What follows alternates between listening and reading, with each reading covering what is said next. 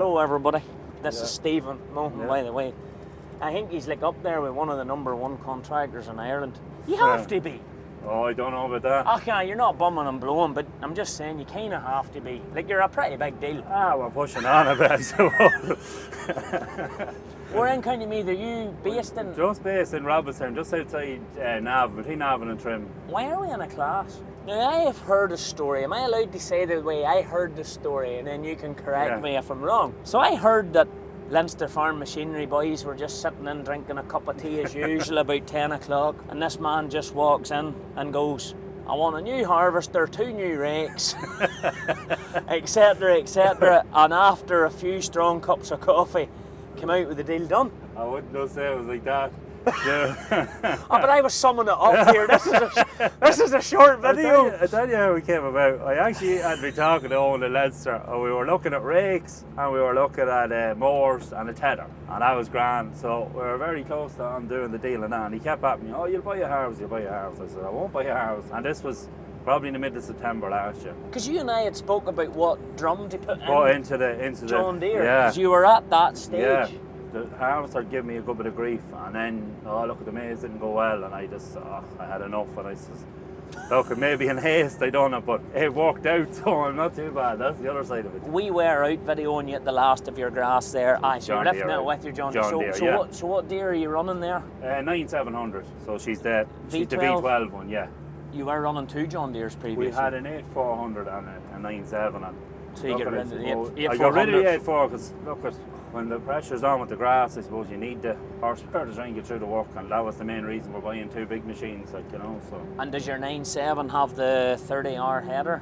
No, it's the old one. Okay. The 30R now, in fairness, any of the harvests we've done with it seems to be a serious bit of kit now, to be fair. Absolutely unbelievable. Yeah. I have to give them that. And sure, we were out with Lions, and they said that 88,000 acres through that year in one pickup time. Yeah. I was in the new F9 1000, but it was at a 99 body on it, but the new cab. Cab and everything, yeah. And he had 2,145 hours on that test machine in 2 years, and he reckoned he had well over 20,000 acres of grass through that machine, and he said 2 pickup times. So that's... I can't say that about this class, in fairness, look, it did break time. Or you'll not say that about the 939 Premium either. No, that's it. The new class might be different. Yeah, that's it too, yeah. It's kind of gone like the 30R, it's all gearbox driven now rather than... It's gearbox driven, I suppose. Fundamentally, if you work on the principle of 20%, everything in it is 20% bigger. So even in the header, they've went for a gearbox driven cam, no chain, no clutch on the header at all. Direct drive like your 30R. The only difference is that the class has maintained a movable auger. Whereas the 30R is that 30R is solid, yeah. Did you drive the class mostly yourself, or what way did you go? I drove it all myself, yeah. I suppose this was the #1 machine out the whole time, so I drove it myself all the time. But no, look, there's a few little things that it has that the John Deere doesn't have, and vice versa. And all in all, it's a good machine. Reliability has been massive. Like, I know it's only a first season, but still, reliability is huge. In terms of like there's nothing. The John Deere, I suppose, I'm told the new F9s and all are coming with a lot more. The whole wiring system has changed, and like the John Deere would buzz at you for no reason, like, you know what I mean? The stupid codes coming up the whole time, whereas this yoke, it never throws up a code, like, you know, and it's just things that'd stop you more so than this yoke is just very simple, or something about it. It's very simple. Yeah, but then, you know, you're saying there about the new John Deere coming with all of this here, but there's a new one of these too. There is, yeah. That's the next thing. And it's not too shabby, like. No, but the problem is with it now, I suppose, and it's leaving the door wide open to go back to other models. There's a brand new Orbis on the front of this. This won't fit the 1000 series class. This is what's going to leave it wide open for other makes, isn't it? Again, like, you know, so. It'll be all for playing for now going forward, won't it? You are right, but if you're asking me to sum it up, what I believe is John Deere, their new F8 and F9 is maybe evolution. Yeah. They're evolving their current product line, whereas the CLAAS came with its revolution. Okay. That 900 series has been on the go a long time. When you see inside that machine, and you're moving from, is it 750 mil opening there up to 910. You're 20. That's what I mean. If you can imagine any bit on that class, and you go 20% bigger, 20% bigger chute, 20% bigger front, crop press rollers, auger, everything's 20% bigger. That's kind of that's the easiest way to sum it up for someone asking. Just think 20% bigger.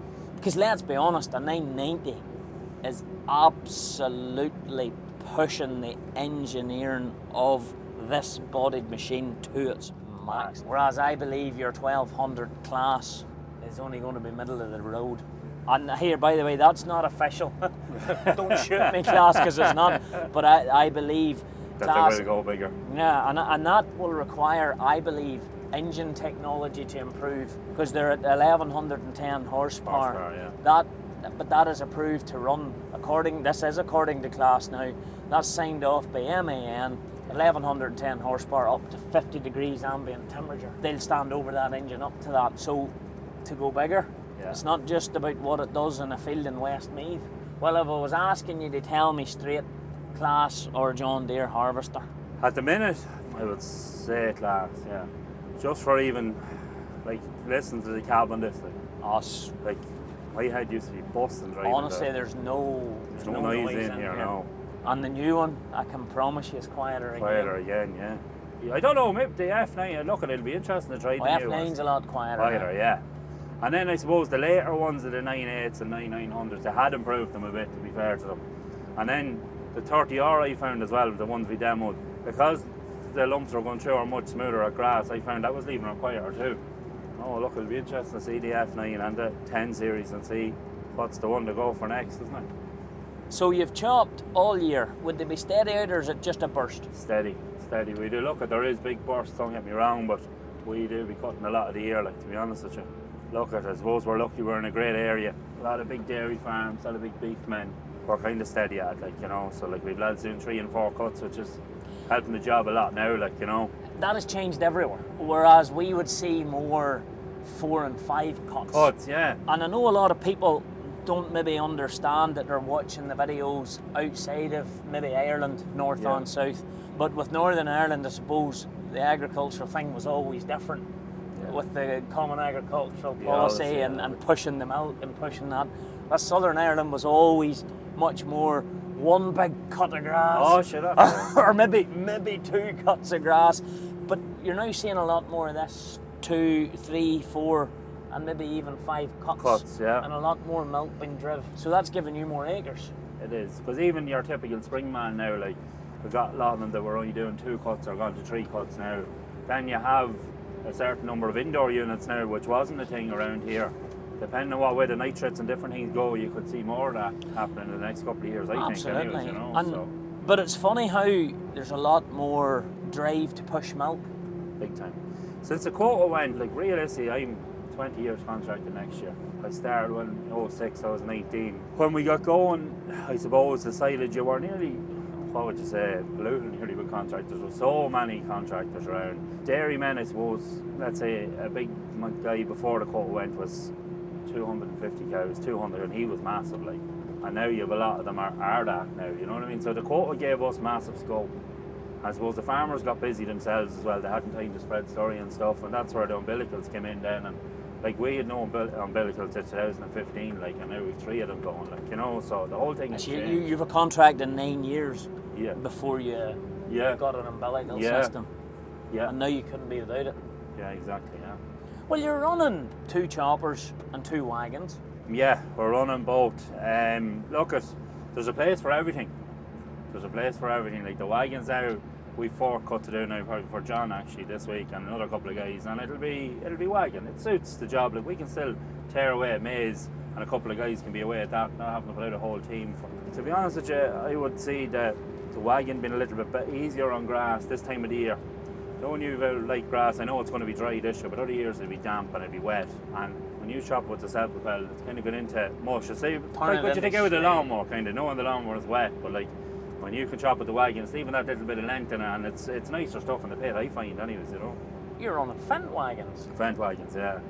Yeah. But you were talking to me, because this time last year, I just released a video where I was playing with the 8400. Yes, the short chop, and you were saying to me, that's kind of the dream. Yeah. Something like that, you know. We had the straight one, a demo now this year. Oh, the new Magnum. The new Magnum. Is that the short chop Short one? chop, the lads said they didn't really notice the difference coming into the pit, like, brilliant. And it wasn't that hard driven. We'll have to have a look at it, and Pottinger between the two of them now, I'd say, going forward. So Fent is no longer existing now anyway, so. Well, you see now the fact the Fent wagon no longer exists in Yeah. terms of there, that hurts the residual then. That's the biggest problem with them, yeah. So trading them machines in, It's going to be hard to move them on, maybe, yeah.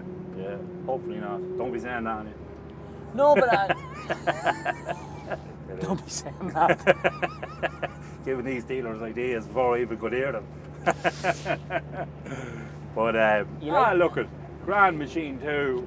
Possibly a Pottinger or some of them would be a better, like, there will be a better machine, like, you know what I mean, and that's it, like, you know. Some of the biggest figure on the day, right enough. No, there's some hill or some field down there, wasn't it? 134 acres, I think I measured it. So Senna Corner there's bigger than my farm and his farm put together. Like, it's not too often this time of the year you're looking out the window and you're getting blinded by the sun either. No, like, you know. It's grand now, isn't it? I'd say it could be the last good week now we'll have for the. There'll be a lot of push on now to get a bit of stuff read up now. Absolutely, yeah. There was a good bit of grass on now this week. There's a couple of 100 acres there to be done, so probably cut a couple of 100 acres there of maize as well this week. Do you come from a farming background? I don't come from a farming background. The cousins there home, they were contracting, and that's kind of how I got into driving machinery. So I started working with them from a young age, you know, from whenever I was able to kind of touch the pedals, you know. I went down to a local tillage man there in Navan, done 2 years with him, then got kind of a bit more experience driving newer and bigger machinery, you know. And then I decided I'd come to Stephen. I knew a couple of lads working here at the time and that, so gave him a ring and I'm here since, you know. Worked out well then? It worked out well, yeah. He's not too far from me there, he's only 10 minutes over the road, you know. It's handy, that means a lot too. Look, absolutely, yeah. They're good cut in this machine, so there is. Yeah. Around nice there. Yeah. No, it's a nice tractor. These John Deere are finished very well. The new 6Rs. What sort of gearbox is in her? Is she like It's the Command Pro. It's like you can put I have the whole rake set up and see the way I'm pressing the buttons there. Like I have the whole rake set up through Isobus onto the Command Pro stick. That's the rake there, all that CLAAS. Yes. That's my stick here. I can set that's there all set up on the buttons, all the different functions on the rake. So you can go in, like I can put anything on the rake I want there on it, you know. It's the same gearbox I think as a fan. But John Deere's version of it. Well, as far as I know now. So it should be a fairly smooth thing then. Oh yeah, you can drive it on the foot there, you can drive it on the stick, like it's pure comfort, you know. You can't really buy them any more spec than this is, you know. All those tractors seem to be fairly well spec, but it doesn't seem to cheap out on them at no, all. No, they're all top spec, yeah. And nicely finished too, see all the wee fairy lights and stuff out around them. The lights, yeah, the nice touch to them, yeah. This one now is Michelin tyres on it, so she's fairly comfortable. Should be a good gripping thing that too then. Yeah, absolutely. This on the plough there in the springtime, and sure, it flew the plough, you know, it wasn't a bother on it. It's not crazy power, but it's not putting out crazy power, like. Hills and stuff, would she be alright on them, or? Yeah, it's grand. I remember last year, the year before, he's a 6145. I had it on the crone rake. It's even turning there on the side of the hills and that. You can feel the rake pushing it there. It's a lighter tractor, you know, a bit of extra weight there, the 175. It's no harm really. Yeah, you'd feel more confident driving on the side of a hill and that, you know. So what about this new rake? Good job, yeah. The crone rake, you had a crone rake there before this, and you had two of them actually. 1400 I think they were, yeah. Good rake as well, it just wouldn't be as strong now as that CLAAS rake. I think personally, you know, they're the bee's knees. Take the abuse too, like they wouldn't get that easy of a life here, like to be fairly well driven on, you know. They're getting acres put through them then. And Connor was telling me there, he spent a wee bit of time in Australia. Yeah, went over there last August. I came home then at Christmas time. You're with Mr. Monk? Yeah, I was out there with Sam, yeah. It was good, a good experience, you know. It's doing the same thing as I'm doing here, raking. You like the one job then? You're fairly... Yeah, I was happy enough to drive a rake out there as well. Do you think you'll maybe head out again anytime soon, or maybe you're off the ocean now? Or? I don't know. We'll have to have a sit down and think about it. Stephen's expecting a new tractor now, he's maybe trying to hold on to you. Maybe, yeah, maybe. You wouldn't know. I'm happy enough there at the minute anyway, so Yes. look, I could go back out if I wanted to, I suppose. It's not the end of the world getting on the plane and going. They're dear enough, the old tickets, but sure. You make up for it in hours, I suppose. Yeah, that's it, yeah. You wouldn't be long making it back out there. Like, you do big enough hours now out there as well. You do well to get to the bed some nights. Maybe glad to see you after a day or two. Yeah, absolutely. You are kind of full-time man then? I'm full time, Yes. yeah. Oh, this is my third season with Stephen.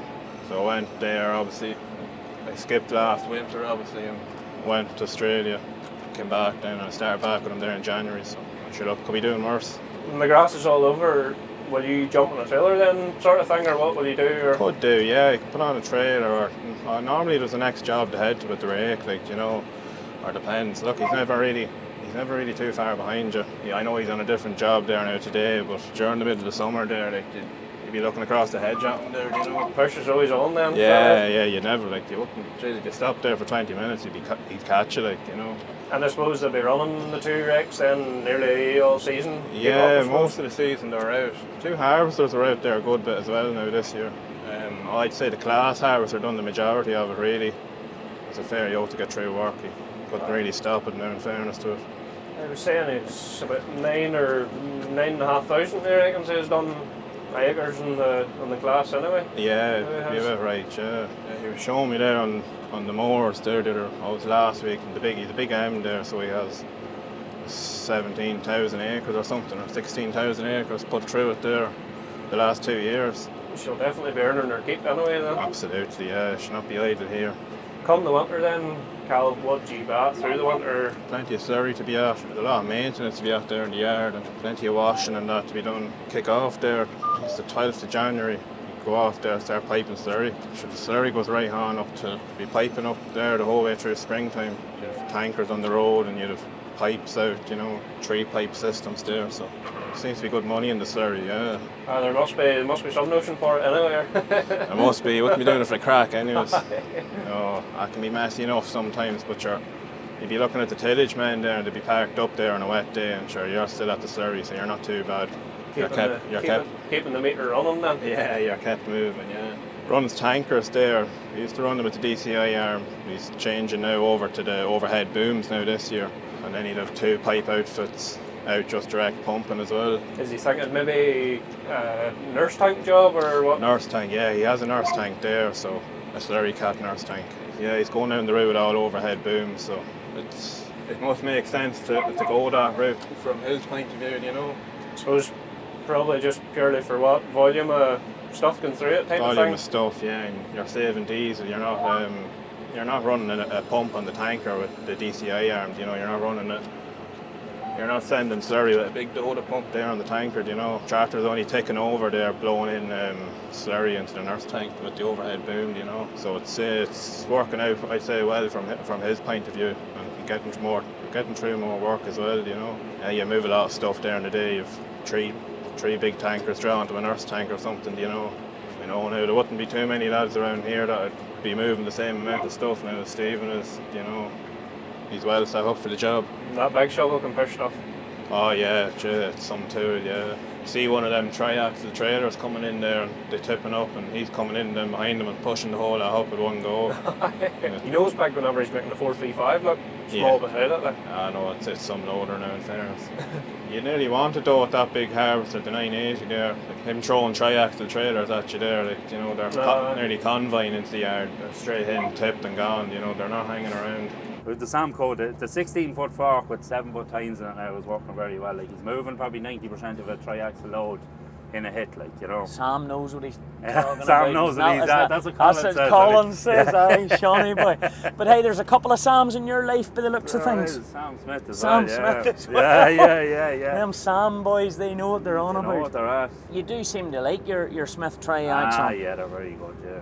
And look at, in fairness to Sam, he's always on the other end of the phone if you have any issues, and he will get you sorted, like, you know. Oh, he will, aye. So Meath Farm Machinery as well, Owen there looks after the Smith trailers, and there's nothing he doesn't know about them, you know. and he liaises with Sam a lot. So look, at any issue we ever had was sorted fairly quick. You must be running a mixture. We do. We have four positive steers, tri-axis, one passive steer one, and then the other couple are tandems then or whatever. So Yeah. a great trailer to take a load, to be fair. Just to take them, out like, you know. and that is all people want. Bang for your buck. Oh yeah, but it's been a game changer since them trailers came around the place.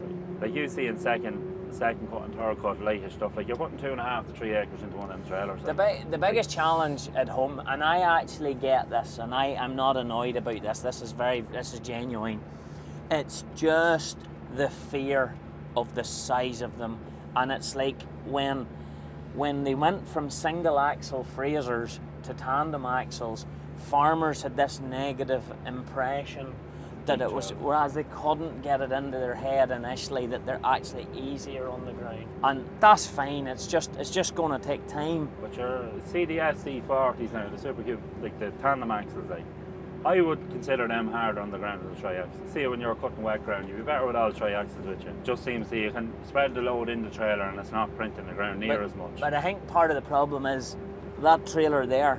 If you Yeah. take a standard 20-foot trailer of most other manufacturers, will Yeah. not name and shame anyone, it takes two of them. That's the thing. So the thing is, when you have a load there now, we would call it nearly 3/4 full, right? That'd be like you taking out a load and a half of another trailer. And I think that's the mentality that's not been thought about. It's still taking out a lot of stuff. Serious. I suppose the great saving is that you're bringing 2 20-foot loads in one of them and not much bigger of a tractor to pull it. And it's fairly safe and steady on the road. And you've stepped up. So tractors is all Deeres. All the years, yeah. But I see on your tri-axles there, I haven't seen a small one yet now, and I'm not being smart when I say Yeah. that. You're all like 175s. All 175s, yeah. They seem to be just a tractor of choice. They can do everything we want anyways, you know, that kind of way. So, And would you say that across the board? yeah. What do you do with a 175? when you say 175, mainly our 175s are for what they're doing, hauling silage, hauling maize, then they're going into tri-axle tankers. They can mow, they can plough, they can run a 6-metre harrow, you name it, they'll do it. Like years ago I had a 7830, and when I changed I bought a 190R, and I was, what are we going to do without the 7830? There was no difference really in them. And it was a far more nimble tractor and everything, and that sold it to me, and ever since that then we went to the 175 when they came out then, you know. Well, shovel wise, 435, 457. Yeah, place for both. You wouldn't have two 457s any. It's two for dung and stuff, like it'd be too big and cumbersome I think for that, but for this silage job, no, brilliant. And the farmers accept it? Believe it or not, only the guys that are into machinery have noticed it, like, even though it's that much bigger. The rest of them haven't even noticed. It's that new load. I don't have a clue. It's mad, isn't it? So that's all that matters. But it is better at packing. Fair enough, we did put a set of jewels on it there. Jamie just found that it was a little bit unstable. No, you got up on top of the pit with the second cut.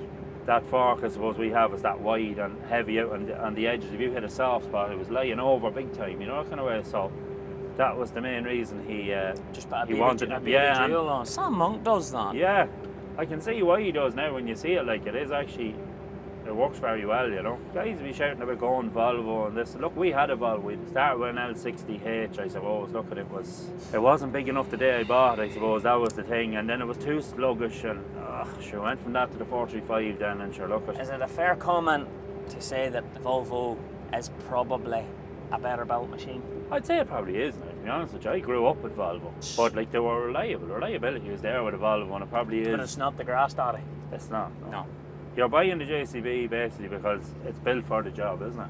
20 years contracting next year. Yeah. So what special machine are you going to buy to celebrate 20 years? Yeah, I mean, that's what you have to do with an You'd have to anniversary. be thinking of something. Or maybe go back and try and see, can I buy me 6920S back that I started with?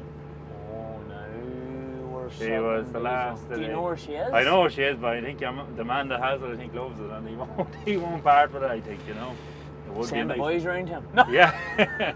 And she was the 4-valve, like she was the last one. She was 2006. It was new that time. It was nice. It was a lovely tractor. So I thought I common rail as such. one of them youngsters would have opened the window just to listen to her. 50k? 50k. It was auto quad, yeah. 20 years doesn't be long going. That's the only thing. A second class, maybe. Oh, Jenny, I don't know. How did you start? I started with a local spud man, potato man.